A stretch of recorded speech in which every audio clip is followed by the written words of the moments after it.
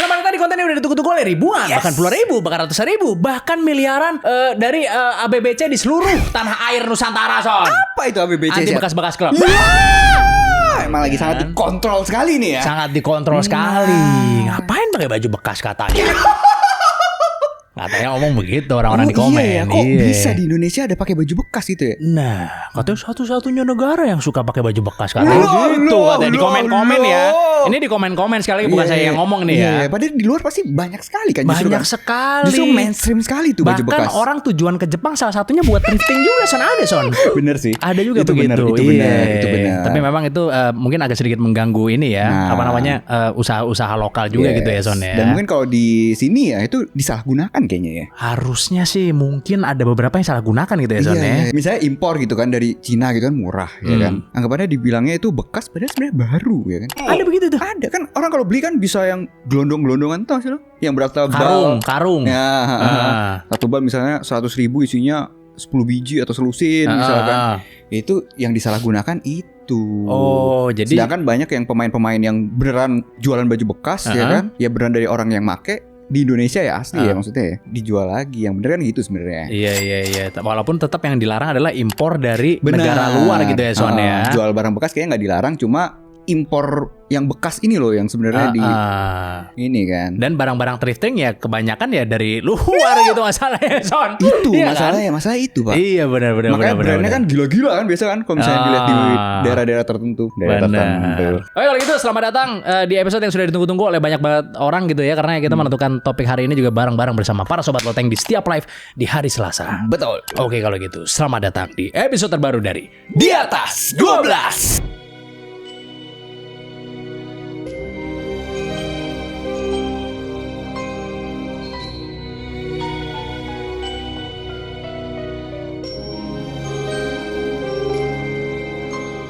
Lu tahu nggak sih kebohongan sains terbesar dalam sejarah umat manusia? Sains ada yang bohong sih. Ada yang bohong juga, Son. Dengerin ya. Gue bakal kasih tahu mulai dari kebohongan-kebohongan yang ada di luar negeri dulu, Son. Di Indonesia emang ada? Ada di Indonesia. Yang pertama di Son itu ada kebohongan tengkorak setengah manusia setengah kera, atau dikenalnya sebagai tengkorak manusia Piltdown. Seperti yang kita tahu, penemuan fosil itu sangat menguntungkan ya. Karena kalau udah terbukti secara ilmiah, maka si penemunya ini itu akan mendapatkan penghargaan beserta hadiah duit yang besar, Son. Nah, di suatu hari di tahun 1912, seorang pengacara sekaligus pemburu fosil amatiran yang bernama Charles Dawson mengumumkan bahwa dia telah menemukan fosil manusia purba beserta berbagai peralatan yang berasal dari zaman batu. Ia menemukannya di Piltdown, Sussex Timur, Inggris. Kayak nama PT tuh, sukses. Enggak, bukan. Sukses abadi itu biasanya ada abadi jaya. Oke. Tentunya penemuan tersebut mengagetkan dunia karena fosil tengkoraknya ini aneh banget, Son. Bagian atas kepalanya manusia, tapi rahangnya rahang kera yang punya 2 gigi geraham layaknya manusia, Son. Jadi agak camah dikit kayaknya ininya. Dagunya agak camah dikit. Itu camah ya? Maju ya? Maju. Dunia kemudian mengaitkan penemuan tersebut ke teori evolusinya Darwin, Son, sebagai bukti penyambung evolusi yang hilang antara kera dan manusia. Tengah-tengahnya itu ya? Tengah-tengahnya. Karena kan ini setengah-setengah nih, setengah manusia, setengah kera. Walaupun ada juga yang setengah manusia, setengah dewa sih, Son. Ada. Untuk menghargai penemuan Dawson, fosil manusia purba ini dinamai Eoanthropus dawsoni, Son. Kenapa? Karena dia NPD atau gimana, Chat? Enggak lah, untuk menghargai aja kan Charles Dawson, makanya belakangnya Dawsoni. Iya.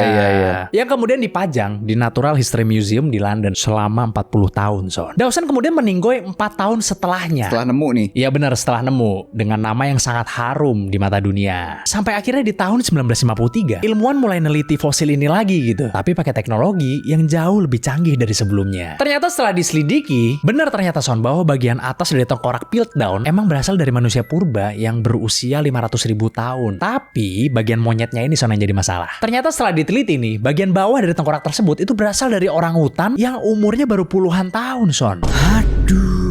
Jadi disambungin gitu tengkorak manusia sama tengkorak orangutan. Penelitian DNA di tahun 2016 menunjukkan bahwa pemalsuan fosil ini hanya dilakukan oleh 1 orang, Son, which is si Dawson ini. Kalau pemalsuan ijazah baru 2 orang ya? Atau gimana?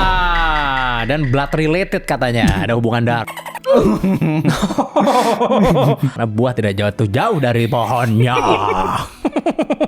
Yang kedua ada tipuan Filipina nih Son, yang ngaku-ngaku kalau mereka tuh masih punya suku yang masih hidup di dalam goa. Ya kayak manusia zaman batu gitulah. Pada tahun 1971, Manuel Elizalde yang adalah kepala dari Panamin atau ya lembaga pemerintah Filipina yang dibuat untuk melindungi kebudayaan suku minoritas, menyatakan bahwa dia telah menemukan suku kuno Filipina yang bernama Tasaday Son, di pedalaman Mindanao. Suku Tasaday yang jumlahnya cuma sisa 27 jiwa ini masih tinggal di dalam goa. Mereka juga masih pakai peralatan-peralatan dari batu buat hidup sehari-hari, dan baju yang mereka pakai itu pasti jersey MU ya? Enggak dong, masih terbuat dari anyaman daun Son, gitu.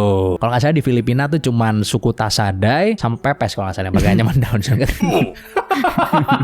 Akhirnya di tahun 1972, National Geographic ini masukin ceritanya suku Tasaday Son sebagai The Last Tribe of Mindanao. Artikel ini ditulis sepanjang 32 halaman. Tentunya hal ini menggemparkan dunia ya, karena kan jarang ya ada suku yang sama sekali tidak termodernisasi kayak gini. Presiden Filipina saat itu, Ferdinand Marcos, kemudian menyatakan wilayah suku Tasaday sebagai cagar alam dan budaya, yang berarti wilayah mereka itu nggak boleh lagi dimasukin sama siapapun demi menjaga kelestarian dari suku tersebut. Ya kayak di India lah ada suku Sentinel juga kan yang dilindungi sama pemerintah. Tapi setelah Marcos dimakzulkan dari kursi kepresidenan di tahun 1986, seorang jurnalis dan antropolog Swiss bernama Oswald Itten berikut dengan beberapa rekannya itu memutuskan untuk masuk secara diam-diam ke wilayah suku Tasaday ini. Mereka kemudian terkejut luar biasa Son. Kenapa? Karena ternyata orang-orang Tasaday ini hidup layaknya manusia modern. Yang pertama nih, mereka nggak tinggal di goa, tapi di rumah biasa. Ternyata mereka juga nggak pakai baju dari anyaman daun, tapi ya pakai baju biasa gitu kayak kita. Bahkan beberapa dari mereka itu naik motor Son buat kegiatan sehari-hari. Jangan pas masuk dar ada yang lagi Mobile Legends.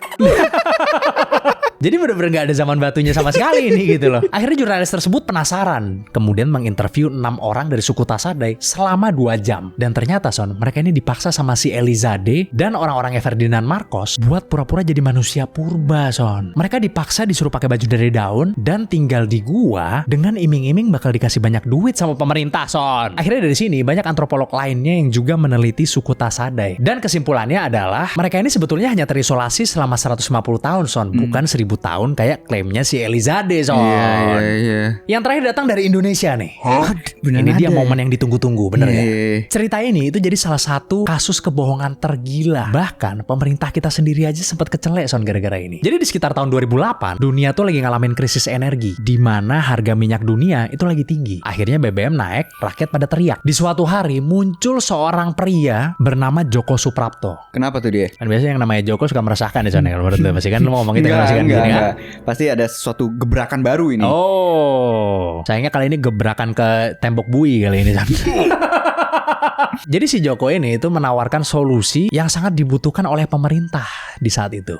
Apa tuh? Jadi dia nemuin formula rahasia yang bisa ngubah air biasa jadi bensin Son. Penemuannya ini dinamai Blue Energy. Sebenarnya penemuannya ini tuh udah dipromosikan sama dia dari tahun 2005-an. Dia bahkan udah sempat melakukan demonstrasi Son di berbagai tempat dan mendapatkan dukungan dari beberapa pejabat militer pada masa itu. Sebelum akhirnya sampai ke telinga presiden kita saat itu, which is Pak SBY. Ia kemudian menunjukkan ketertarikannya dan memberikan perhatian yang serius terhadap penelitian ini. Karena kan kalau misalnya emang bener, kita nggak perlu musingin etanol lagi kayak sekarang, bener nggak? Bener. Di saat pemerintah antusias, para ilmuwan dan akademisi dari universitas ternama kayak ITB dan UGM justru malah menyuarakan keraguan yang sangat keras Son. Karena menurut mereka mustahil mendapatkan energi bersih dari air tanpa memasukkan energi yang jauh lebih besar terlebih dahulu gitu, yaitu elektrolisis. Akhirnya para ahli menuntut Joko ini untuk melakukan uji coba transparan di laboratorium independen. Tapi ternyata si Joko ini seringkali mengelak Son. Hingga akhirnya di suatu hari beberapa pengamat dan ahli fisika yang hadir melihat demonstrasi dari si Joko ini menemukan sebuah kejanggalan nih Son pada mesin yang dia gunakan. Setelah mesinnya diperiksa, ternyata mesin-mesin yang digunakan Joko pada saat demonstrasi itu ada tangki bahan bakar yang tersembunyi di dalamnya Son.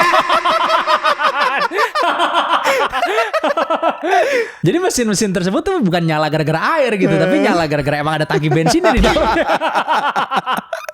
Akhirnya di tahun 2009 setelah bukti terkumpul, Joko terjerat kasus penipuan. Tidak hanya terhadap negara nih, tapi juga terhadap institusi yang udah invest dana besar di dia. Contohnya nih kayak Universitas Muhammadiyah Yogyakarta yang dikabarkan nih mengalami kerugian hingga miliaran rupiah Son. Akhirnya ya si Joko dijeblosin ke penjara deh.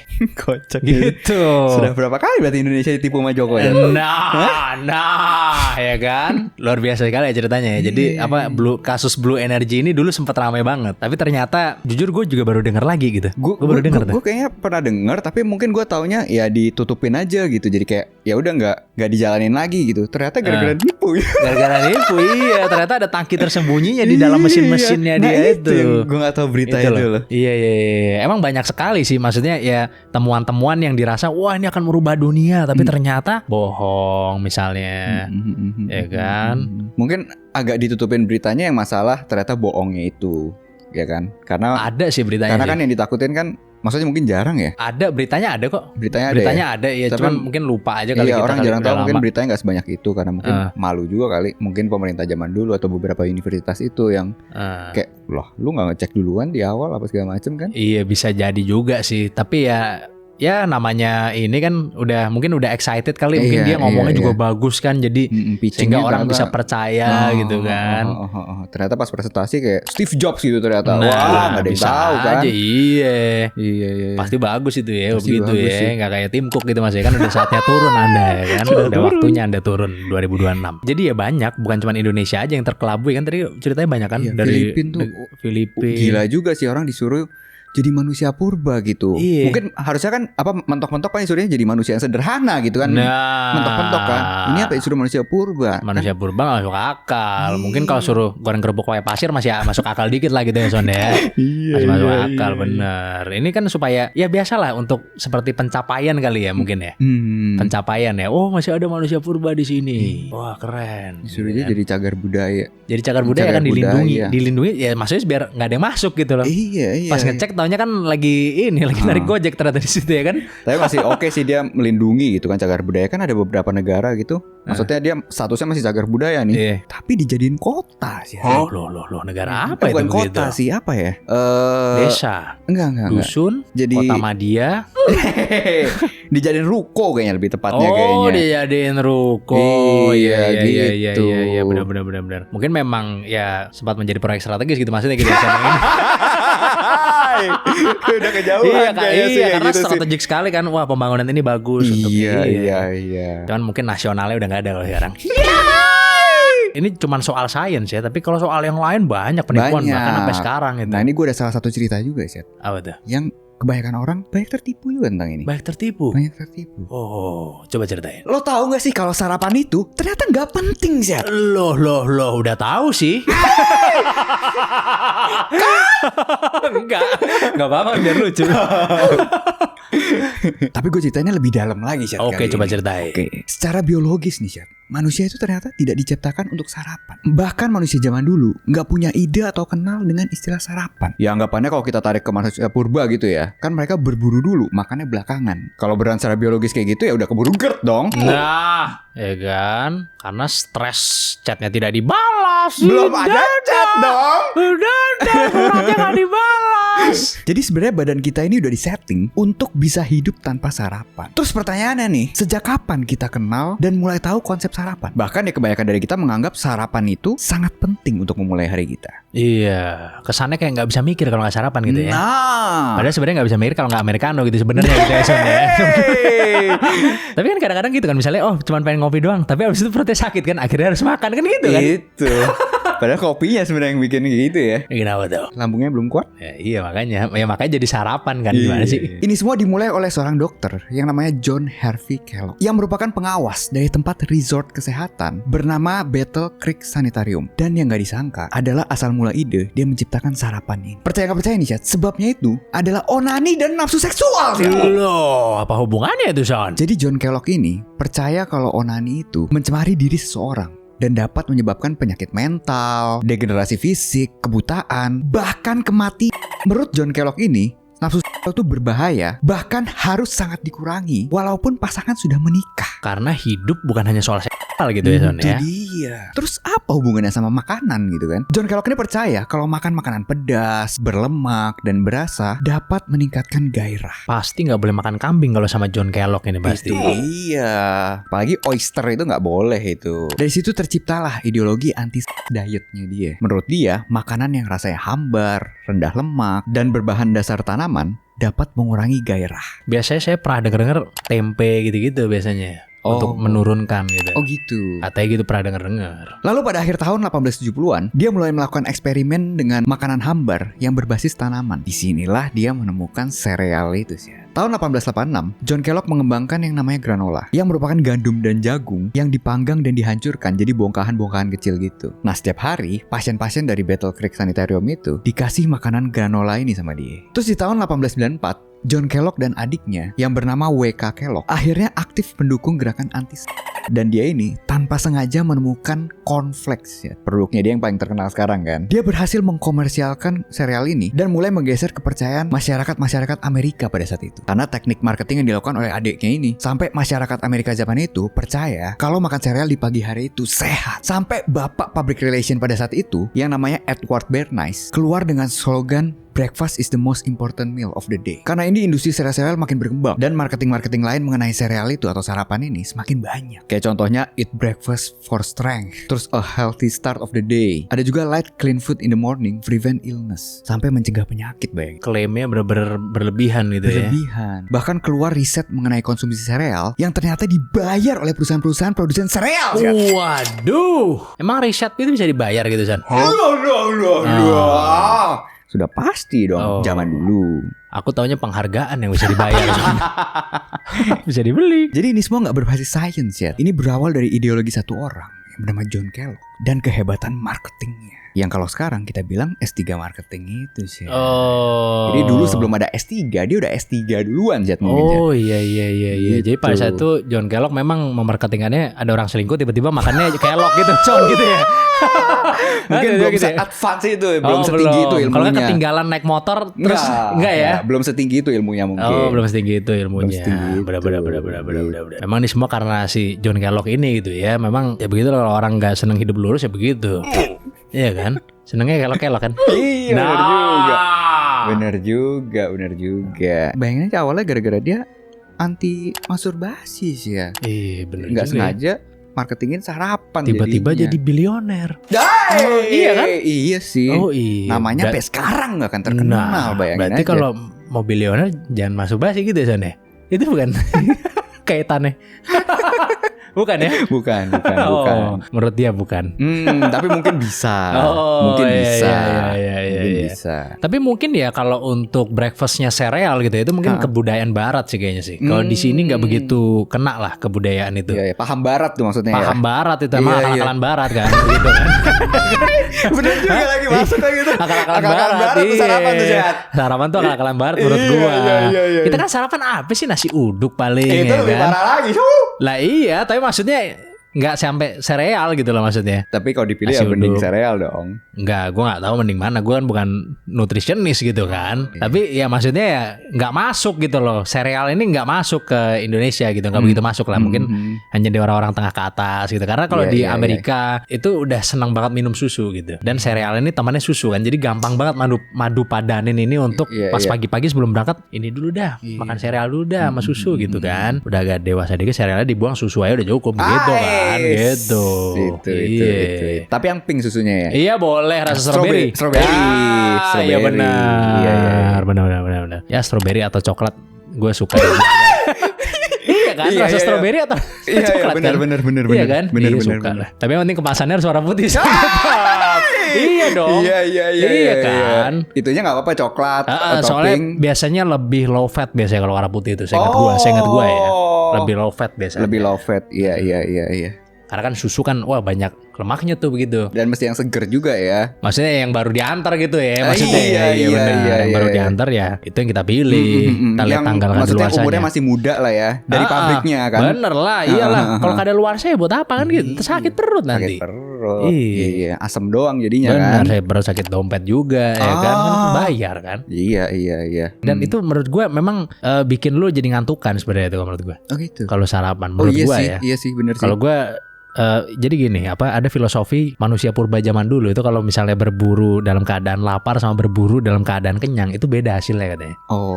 Jadi kalau melakukan hal-hal penting kan biasanya di pagi hari itu biasanya kan. Melakukan hal-hal penting. Habis itu nanti mungkin kan biasanya kan kalau orang ngantor gitu kan. Habis jam 12 terus performanya turun. Iya kan? Iya kan? Yang paling penting di pagi-pagi kan pasti kan. Iya. Itu lebih baik dalam keadaan lapar sebenarnya. Menurut gua. Lebih semangat gitu ya kayaknya. Bener, ya? lebih semangat, ada hunger dan juga olahraga pun menurut gue kalau dalam keadaan perut kosong tuh lebih bagus menurut gue. Jadi lebih ya ada risetnya lah, gue nggak tahu bro science atau riset beneran ya, tapi itu bikin lu lebih cepat turun berat badan sebenarnya. Oke. Gitu. Nah ngomong-ngomong soal olahraga nih, gue ada satu topik yang gila banget nih Son, kali ini tentang sepak bola. Wes, apa tuh? Jadi ceritanya ada negara yang gagal masuk World Cup gara-gara disantet sama lawannya Son. Pernah denger tuh kayaknya. Nah, tenang, yang satu ini bukan gara-gara pelatih Belanda ya. Oke. Ya kan? Jadi negara yang gue omongin ini itu adalah Nigeria. Seperti yang kita tahu, Black Magic itu bukan hanya dipercaya di negara kita, tapi di Afrika juga banyak yang percaya. Gue bakal kasih beberapa cerita Black Magic di dunia sepak bola, mulai dari match yang baru-baru ini dulu, Son. Yaitu satu match yang terjadi di bulan November tahun 2025, Son. Masih baru banget nih matchnya. Kualifikasi Piala Dunia ini. Benar. Di mana timnas Nigeria itu bertemu dengan timnas Kongo buat tanding di match playoff kualifikasi Piala Dunia tahun 2026. Match ini berakhir dengan hasil 1-1 yang kemudian dilanjutkan dengan adu penalti yang dimenangkan oleh Kongo, Son, dengan skor 3-4. Hal ini membuat Nigeria gagal 2 kali berturut-turut, Son, untuk bisa main di Piala Dunia. Makanya Son, match ini tuh berakhir dengan keributan karena pelatihnya Nigeria yang bernama Eric Chelle tiba-tiba ngekonfrontasi staf pelatih dan pelatihnya Kongo, Son, di pinggir lapangan. Jadi udah 2 Eric nih yang gak masuk Piala Dunia, Son. Kenapa dia bisa marah? Karena Chelle ini yakin 100% bahwa timnas Kongo ini itu make voodoo atau marabotas, atau ya kalau di kita disebutnya ilmu hitam atau santet lah gitu. Aduh, agak celeng dia ternyata ya si Chelle ini. Benar. Jadi si Chelle ini itu yakin banget bahwa praktek voodoo ini tuh dilakukan selama adu penalti berlangsung, Son. Bahkan di interviewnya nih, Son, nih, yang biasa dilakuin setelah match berlangsung gitu, Chelle ini ngomong gini, selama adu penalti orang dari Kongo itu melakukan voodoo setiap kali, sambil tangannya itu gerak-gerak, nunjukin gerakan kayak orang lagi mercikin air gitu. Terus dia juga bilang, saya nggak tahu itu air atau apa yang dipercikan orang-orang tersebut selama penalti berlangsung. Saya juga sangat khawatir melihatnya. Ternyata bener, Nigeria kalah penalti kan tuh. Tentunya bagi yang nggak percaya sama hal-hal ginian, ini jadi terlihat seperti pelatih yang gagal bawa timnasnya ke Piala Dunia, tapi cari-cari alasan aja. Tapi emang Son, di Afrika, voodoo dan juju ini itu sangat dipercayai. Bahkan gak cuma pertandingan ini aja, Son, yang dalam tanda kutip bermain Black Magic. Ada juga pertandingan dari Liga Rwanda, di mana seorang striker bernama Kamara itu gak bisa ngegolin, kena tiang mulu gitu. Dia jadi curiga dong, Son, ya kan? Dan akhirnya dia kayak ngambil sebuah jimat yang terletak di tiang gawangnya kiper lawan. Terus habis itu dia lari ngasih ke teman-temannya. Diuber juga sama kipernya, aneh banget ya, sama kiper lawannya diuber juga. Anehnya, Son, dia kena kartu kuning tuh sama wasit. Tapi habis jimatnya dibuang, dia langsung bisa ngegolin, Son. Terus ada juga pemain Ghana yang namanya Andre Ayew. Jadi muncul sebuah footage di mana si Andre Ayew ini itu lagi nebar-nebarin bubuk yang diduga sebagai juju powder di tengah-tengah lapangan, Son. Walaupun katanya sih Ghana tetap kalah di pertandingan itu. Gimana menurut kalian? Apakah pelatih ini cuma cari-cari alasan doang? Apa emang beneran disantet nih Nigeria? Tulis di komen. Gila ya, santet gitu ya. Sama apa sih? Fufu apa? Fufu Fafi. Bukan voodoo tadi Voodoo sama juju ya, juju Voodoo dan dengar juju, tuh. iya benar. Dengar tuh gue juju. Kayak orang Amerika juga suka ngomong juju juga. Bad juju gitu bilangnya. Iya. Iya, jadi kayak kutukan gitu kalau juju tuh ya kan. Kalau voodoo tuh santet gitu. Kayak gitu-gitu dikenalnya seperti itu tuh di Afrika. Dan memang banyak di Afrika, maksudnya praktek-praktek voodoo yang pakai boneka itu kan tuh datangnya dari Afrika. Iya, bisa dibilang pencetusnya Afrika kan. Kalau pencetus kan berarti gitu. duluan ini berarti kan. Iya, Yang Black mana yang Magic. duluan saya nggak tahu kalau yang mana yang duluan gitu ya. Tapi di Afrika juga dipercayai juga bahwa santet ini itu memang ada gitu, ilmu hitam tuh memang ada gitu. Iya ngerti. Ya kan, walaupun sebenarnya ini pasti alasan si Erik aja gitu kan. Makanya akal-akalan Nigeria, Eric ya? hah? Akal-akalan Eric nih. Akal-akalan Erik ya, ya kan, akal-akalan Erik, ya kan. Makanya timnas nggak masuk ke Piala Dunia kan, maksudnya timnas Nigeria, timnas Nigeria kan dari Eric Chelle kan, Iya. Eric Chelle maksudnya, Iya. Akal-akalan Europe nih kayaknya. Bisa juga kan, Bisa juga. akal-akalan Europe. Bisa juga. Iya. Padahal sebenarnya kan ya, dia mungkin orang mikir wah kesel, wajar sih emang kesel karena kan Nigeria jatuhnya peringkatnya tinggi sebenarnya kalau di FIFA kan di sepak bola. Tapi udah kan. 2 kali berturut-turut nggak masuk Piala Dunia dia. Bingungnya itu sih kenapa gitu. Pemainnya bagus-bagus padahal Harusnya peringkatnya tinggi. 30-an peringkatnya singkat. Iya, harusnya sih pemainnya memang bagus-bagus gitu ya. Ada Victor Osimhen di situ ya kalau nggak salah ya. Tapi tetap nggak masuk juga. Tetap nggak masuk kan. Udah ketemu Ronaldo dah jadinya kan. Tapi Ronaldo akan lebih banyak duduk nih kayaknya di 2026 ya kan. Dan golnya Harus koplak main udah ini, harus ya main. kan. Dan golnya udah koplak. Jadi ya kalau misalnya kita lihat gitu di Afrika tuh banyak banget di liga-liga Afrika misalnya yang kejadian-kejadian seperti ini gitu. Ini hanya beberapa contohnya aja nih tadi nih kayak Liga Rwanda itu. Mungkin tadi ekspektasi masyarakat itu tentang pelatihnya itu sangat tinggi gitu ya. Iya, buat bisa supaya jadi. masuk ke Piala Dunia. Iya. Ya kan? Soalnya kan terakhirnya nggak masuk kan. Bener. Sampai dibawain dari misalnya rekornya ternyata klub di Eropa nih ternyata nih pelatihnya kan. Bekas dulu pelatih Eropa kan. Iya, ya kan. Bisa jadi kan ekspektasinya tinggi masyarakat. Ekspektasi tinggi ya, padahal udah jelas suka berjuang maksudnya kan. Iya. Maksudnya strateginya kan. Dia gambling dengan strateginya dia nih. Dan memang setiap pilihan adalah is a gamble, life is a gamble. Iya, itu sesuatu yang wajar gitu ya untuk dilakukan. Lagian kan mau milih orang Asia juga dibilangnya bisa main badminton doang kan, bilangnya begitu ya kan. Iya kan, ada orang yang ngomong begitu. Iya. Ya gimana lagi lah ya kan. Akhirnya begini dah jadinya nih Nigeria gitu ya. Gitu. Tahu gitu pelatih yang kemarin aja gitu kan. Nah gitu. Ya kan. Mungkin takut pas dia balik ke negaranya, dihajar habis-habisan nih. Nah. Kan? Jadi ya dia nyari pembelaan aja gitu, siapa tahu kan. Iya. Nah tadi ngomong-ngomong soal Liga Rwanda ya. Gue udah cerita juga tentang Rwanda nih. Tentang Rwanda nih. Spesifik Rwanda. Hotel Rwanda bukan? Apa itu? Ada film Hotel Rwanda, masa nggak tahu sih? Iyalah. Film. Iya. Dari True Events tuh kalau nggak salah. Gue kira hotel jam-jaman mana yang lu ini? Enggak, kalau itu True Event tuh kalau jam-jaman. True Event. event.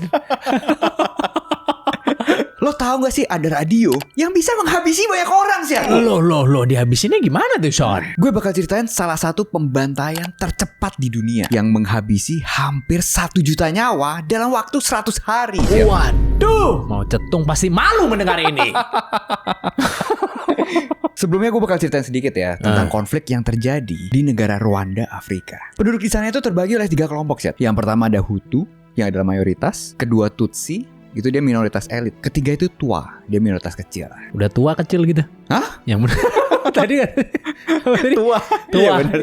Tua. Oh iya benar. Sebelum penjajahan oleh Belgia di tahun 1898, hubungan antar 3 kelompok ini damai. Tapi Belgia mulai memecah belah itu. Sampai mereka itu membuat kartu identitas etnis. Ya. Fast forward 100 tahun kemudian, kejadian di Konoha.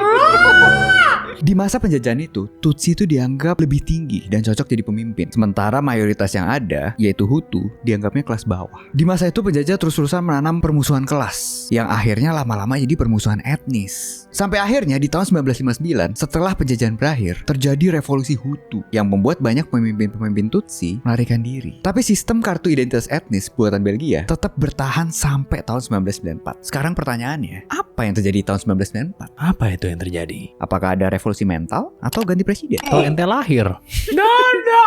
Belum. Ente sudah. Sekarang kita masuk ke bagian terpanasnya nih. Di Rwanda itu ada sebuah stasiun radio bernama RTLM. Didirikan di tahun 1993 oleh politikus dan pengusaha ekstremis Hutu. Radio itu dikemas dengan gaya radio anak muda gitu. Ada musik hits, humor, gosip, dan obrolan tongkrongan. Intinya orang ngerasa RTLM ini radio gaul lah di masa itu dibanding radio lain. Sampailah akhirnya di bulan April 1994 di mana pesawat dari Presiden Hutu itu ditembak jatuh. Wah, kejadian di bulan April itu tadi. Kelompok ekstremis Hutu yang udah menunggu momentum nih langsung bergerak di situ. Radio RTLM yang tadinya itu adalah radio hiburan langsung berubah menjadi radio koordinasi pembunuhan. Waduh, mereka membacakan nama-nama target Tutsi sampai alamat lengkapnya sih. Langsung diomongin di radio tuh. Langsung. Wah. Bahkan mereka juga memberikan instruksi real time. Contohnya nih, ada kecoa bersembunyi di rumah warna biru dekat pasar. Kecoa itu sebutan buat kelompok Tutsi. Jadi maksudnya kayak hama yang harus diberantas gitu. Terus ada lagi misalnya pergi ke gereja X. Mereka pada ngumpul di sana. Banyak sih emang di X emang. Beda. Kadang juga ngompor-ngomporin gitu. Kayak Hutu sejati harus turun ke jalan hari ini. Makanya banyak pembunuhan dilakukan tepat setelah RTLM mengumumkan titik lokasi. Bahkan orang yang tadinya gak berniat ikutan malah jadi ikut. Karena takut dicap pengkhianat lah, atau sekedar ikut arus massa. Sampai akhirnya sekitar 800.000 orang tewas hanya dalam waktu 100 hari. Sampai penelitian setelah genosida menunjukkan kalau desa-desa yang menerima sinyal RTLM memiliki tingkat pembunuhan lebih tinggi 65-77% dibanding desa yang sinyalnya lemah. Wah. Udah jelas banget kan tuh. Udah jelas kayak bounty itu langsung dikasih tahu tuh. Nah, Orangnya di mana gitu. ini berarti RTLM bukan cuma pengiring genosida, tapi RTLM menyebabkan genosida semakin efektif dan terkoordinasi. Itulah kenapa RTLM dianggap contoh terbesar dalam sejarah bagaimana media massa itu bisa mengubah warga biasa menjadi pelaku kekerasan. Setelah itu banyak tokoh RTLM yang ditangkap dan diadili oleh ICTR. Bandikot deh. Kan CTR kan tuh ya. Para penyiar dan pemiliknya dijatuhi hukuman panjang atas kejahatan terhadap kemanusiaan.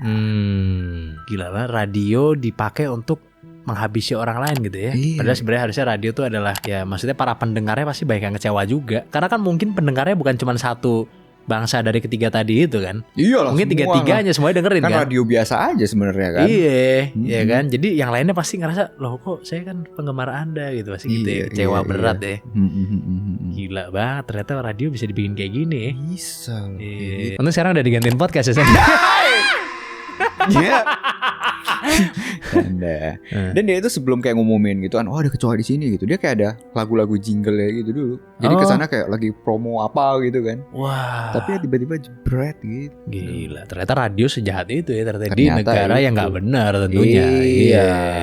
Iya. Gue waktu itu pernah ada juga dengar cerita tentang radio kan yang mereka tuh kayak ngadain kompetisi ya kan, tapi di tanggal 1 April kompetisinya. Mereka ngadain kompetisi siapa yang berani nato di jidatnya. Iya, tulisan apa? Tulisan penis atau apa gitu.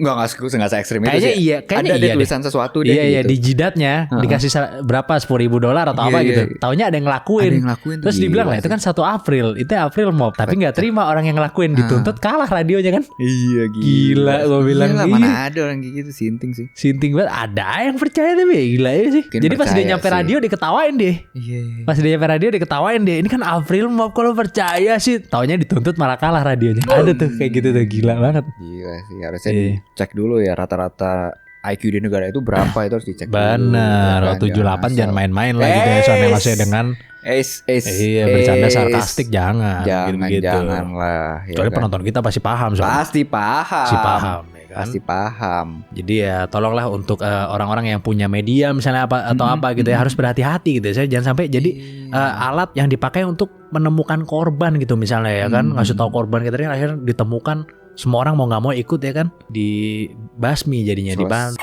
gitu kan. Jadi harus berhati-hati ya untuk semua yang punya media gitu ya Son ya. Tetap ada tanggung jawab baik kita juga gitu ya Son ya. Tetap ada tanggung jawab juga. Tapi nggak mau ngomong soal penemuan ini Son ya kan. Kali ini gue mau ngomongin soal penemuan-penemuan tergila nih Son, yang banyak ditemukan secara kecelakaan ternyata Son. Loh, Gak sengaja gitu. coba ceritain. Oke. Ternyata penemuan-penemuan tergila itu banyak yang ditemukan secara nggak sengaja Son. Emang ini bisa? Bisa lah, gue ceritain ya. Oke. Gue bakal kasih tahu satu persatu dan yang paling gila bakal gue ceritain di akhir. Yang pertama ada ice cream cone. Jadi ternyata nih Son, awal mula pembuatan cone itu terjadi karena kecelakaan. Jadi ceritanya gini, di tahun 1904 tepatnya di World's Fair St. Louis itu ada 2 orang pedagang. Yang satu jualan es krim dan yang satu lagi jualan waffle gulung khas Timur Tengah yang namanya Zalabia. Di suatu hari booth es krimnya viral sehingga menyebabkan antrian yang sangat panjang. Jadi zaman dulu es krim itu ditaruh di cup gitu Son. Iya. Belum di cone lah. Plastik lah. Ya kayak mangkok gitu. Saking banyaknya orang yang beli, cupnya sampai habis tuh Son. Tentunya si tukang es krim panik dong ya kan. Sayang banget masih banyak yang mau beli, tapi mangkoknya udah nggak ada. Ternyata nih Son, pedagang waffle Timur Tengah yang ada di sebelahnya itu ngeliatin tuh seberapa stresnya si tukang es krim ini. Orang ini bernama Ernest Hamwi. Karena dia adalah orang yang baik, akhirnya dia ngegulung wafelnya yang masih panas dalam bentuk kerucut Son. Terus didatengin tuh si tukang es krimnya, terus dia bilang, udah tuang aja di sini bro, katanya gitu. Ternyata setelah dituang, para pembeli suka banget Son, karena untuk pertama kalinya es krim punya wadah yang bisa dimakan. Jadi dari situlah es krim cone ditemukan.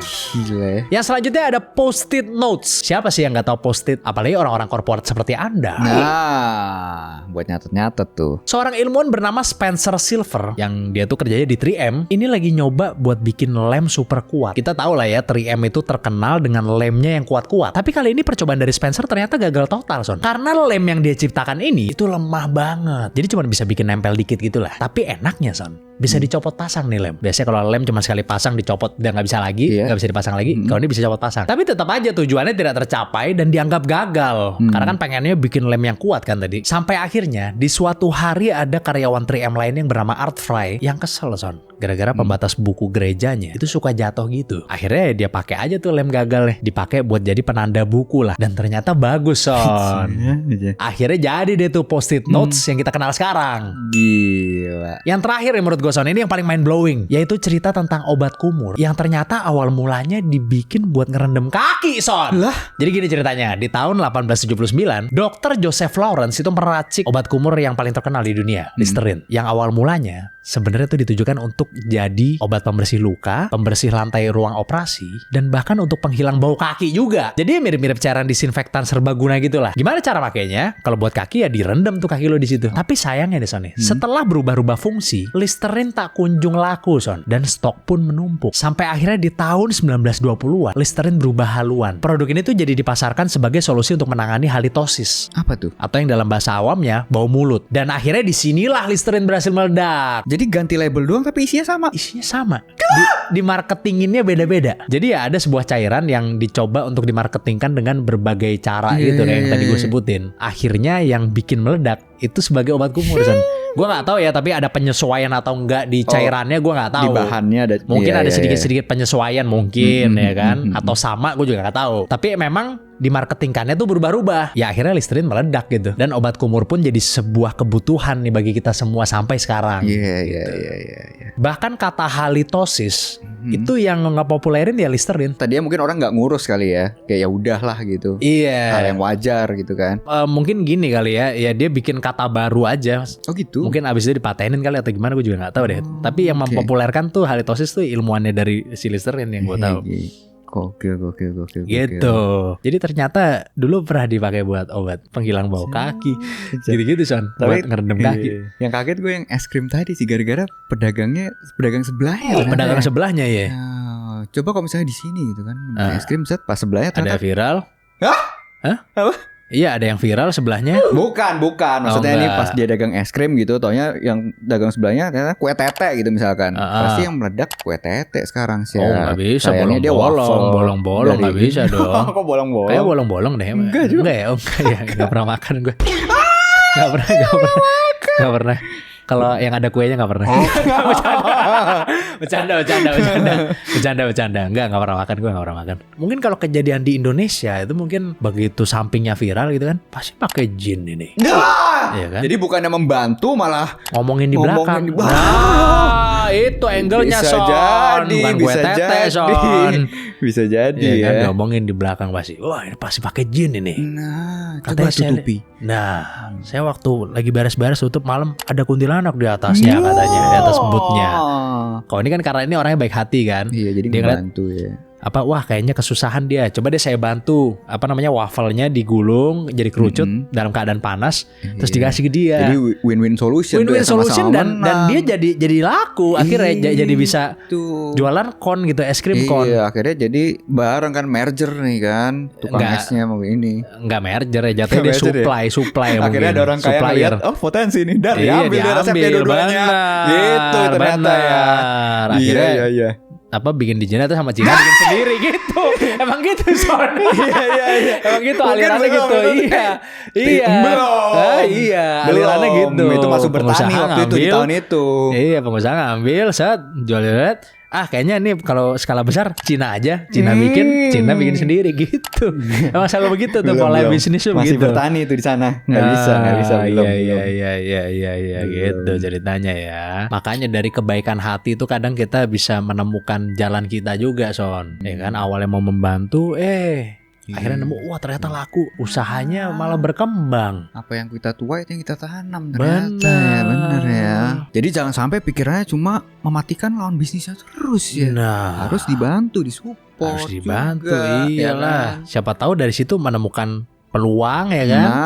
Akhirnya berkesinambungan, sama-sama maju. Jangan cepat-cepat iri gitu ya kalau orang lain sedang berkembang gitu ya. Betul sekali. Bener.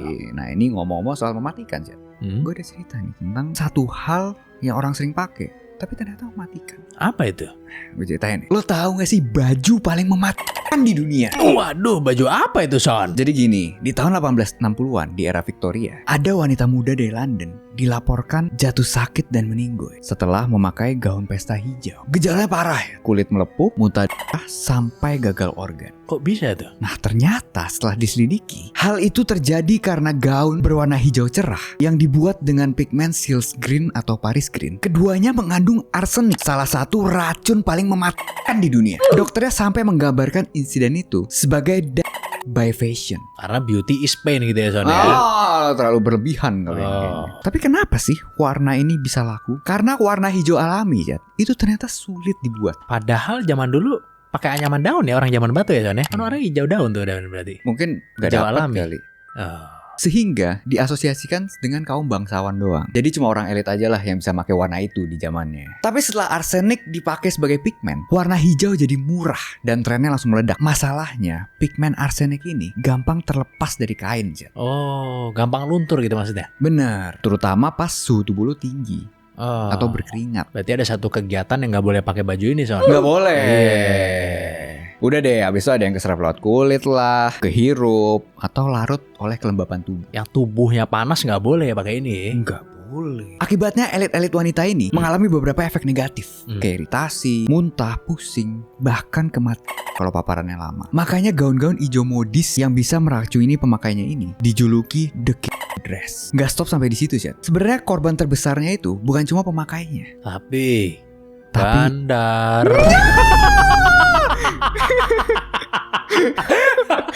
Beda hijau dong Oh, itu. beda ya, oh iya. Tapi para pekerjanya kayak buruh, pembuat bunga, sama pelukis. Lo bayangin aja kan zaman dulu nggak ada APD, nggak ada regulasi yang jelas juga gitu. Pas bikin ya langsung disemprotin aja ke tangan gitu kan. Ada salah satu kasus paling terkenal yaitu kasus Matilda Schurer, seorang pembuat bunga palsu yang harus menaburkan pigmen arsenik ini dengan tangan. Saat itu dia sampai muntah cairan hijau, kejang, bahkan keluar busa dari mata dan hidung. Pas diperiksa tuh, Chat, setiap bunga yang dia kerjain mengandung cukup arsenik untuk membunuh 20 orang. Tapi ya untuk saat ini hampir nggak ada resiko keracunan arsenik dari kehidupan sehari-hari lagi. Tapi ya kolektor barang-barang antik ini harus hati-hati karena banyak wallpaper dan dekor-dekor masa Victoria masih mengandung arsenik di dalamnya. Oh, gitu. iya. Sampai ada bercandaannya gitu, jangan sampai lu ngejilat wallpaper zaman dulu gitu katanya. Oh gitu ya. Soalnya bisa jadi ada arseniknya Ada gitu ya. arsenik di dalamnya. Iya benar. Soalnya sebenarnya arsenik ini warnanya nggak cuma hijau doang, Chat. Jadi ada misalnya warna merah tapi mengandung arsenik. Gitu. Jadi lumayan bahaya tuh. Masih belum aware ya zaman dulu ya. Iya, Kayak kita, gue juga pernah ceritain waktu itu cerita tentang Radium Girls. Iya, ini kurang lebih. Kalau saya Radium Girls ya. Jadi dia bikin jam tangan tapi pakai kuas, pakai ada kandungan radium ya untuk ngasih glow in the dark kalau nggak salah di jamnya gitu. Zaman dulu ya kan, akhirnya karena pakai kuas gitu ya ngegambarnya. Zaman dulu kan kuasnya kan pakai bulu doang kan, harus dimut, dijilat biar runcing. Iya, gitu. Sampai dague keropos ya, rahangnya keropos ya, copot, rahangnya copot. Nah itu kita pernah bahas juga tuh, silakan dicari. Radium Girls judulnya, oke? Richard Anson di belakangnya. Nah, ntar keluar yang lain. takutnya tersesat gitu. Bahkan ada isunya juga tuh kayak misalnya Napoleon atau kok nggak salah, kayak karena dia meninggal itu katanya karena ruangannya itu wallpapernya isinya arsenik semua aja. Jadi dekor-dekor ruangan yang dia tempatin pada saat itu katanya banyak arseniknya gitu. Arsenik sangat berbahaya memang. Sangat berbahaya, itu adalah racun juga itu. Iya kan. Iya. Ya zaman dulu memang mungkin masih belum aware ya orang-orang ya. Jadi akhirnya masih banyak make barang-barang yang berbahaya gitu. Yang akhirnya merugikan mereka sendiri gitu sebenarnya. Padahal mereka bangsawan gitu ya. Iya. Ya ilmunya belum sampai aja pada saat itu gitu. Kasian juga sih mereka nggak tahu apa-apa kan tiba-tiba biar. Iya. Selesai. Gara-gara baju doang tuh. Baju doang, Pak. Terus mereka kan pekerja-pekerja juga pada ngasal kan, pakai misalnya karung-karungnya di pabriknya itu misalnya habis itu dipakai lagi. Dari kapal karung-karungnya bukan. Itu tadi yang di depan tadi ya. Jadi tiba-tiba dipakai lagi buat makanan misalnya atau apa. Wah, pecah dah. Berat. Ada apa sedikit-sedikit residunya pasti ya dari arseniknya kan? Itu ya. Wah, gila buat banget. Buat beras tiba-tiba dipakainya gitu kan. Wah, tepung gitu, Pak.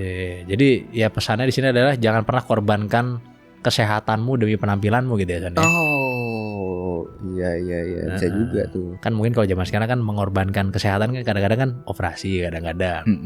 Iya kan? Mungkin beberapa ada yang operasi set jadi misalnya beresiko kesehatan. Biasanya memperbesar itu. Oh gitu, ada resikonya biasanya. Dengar-dengar begitu, ada dokter Tompi apa Timpo nggak tahu. Gitu ya. Oke. Oh, kalau gitu mendingan kita langsung aja masuk ke segmen baca komen. Yes, let's go. Komen pertama dari @tubagus_budiman strip E8U. Bang Rishad, rambut lu keren tuh kalau pas lumayan panjang dan sedikit acak-acakan, cocok sama mukanya, vibes-nya kayak Andrew Taggart The Chainsmoker katanya Son. Terima kasih. Ini like-nya 8 loh, ini jangan sembarangan Anda. Like-nya 8 sih. Terima kasih ya. Gue juga gak tahu sih itu siapa ya. Gak tahu gue, tapi terima kasih banyak. Iya. Bukan NPD kayaknya belakangan. Bukan Andrew Tate ya Son ya. Iya. Mungkin kalau muka Andrew Taggart, dompet Andrew Susanto saya masih mau. Boleh juga sih emang. Boleh. Komen selanjutnya dari @Laila Chani. Kaget loh sama bintang tamunya di luar Nurul katanya. Nah, ini yang detektif kemarin nih, Siat. Benar. Emang itu lumayan baru ya buat kita ya. Lumayan baru ya. Pekerjaan-pekerjaan yang unik gitu ya. Pekerjaan-pekerjaan yang unik dan juga yang cerita-ceritanya di luar biasanya gitu ya. Luar biasanya. Itu jadi tantangan baru buat kita, tapi ya karena kita baru mencoba gitu ya, jadi mungkin ada kurang-kurangnya gitu ya. Kita minta maaf gitu ya teman-teman ya. Mudah-mudahan kita bisa kasih yang lebih baik lagi di episode-episode yang selanjutnya gitu ya. Kalian setuju apa enggak kira-kira kita ngundang orang dengan pekerjaan yang gila gitu misalnya gitu. Unik ya kan. Gila, untuk datang di sini. Atau kalian lebih setuju ngundang artis? Terus di komen. Oke, kalau gitu terima kasih banyak buat kalian semua yang udah nonton dari awal sampai akhir. Thank you so much. Langsung aja tulis komen di bawah karena itu ada respect for us. Jangan lupa selalu komen, like, dan subscribe video kita. Jangan lupa juga join member dan Discord, link di deskripsi semua. Oke, sampai jumpa di episode selanjutnya dari Di Atas 12.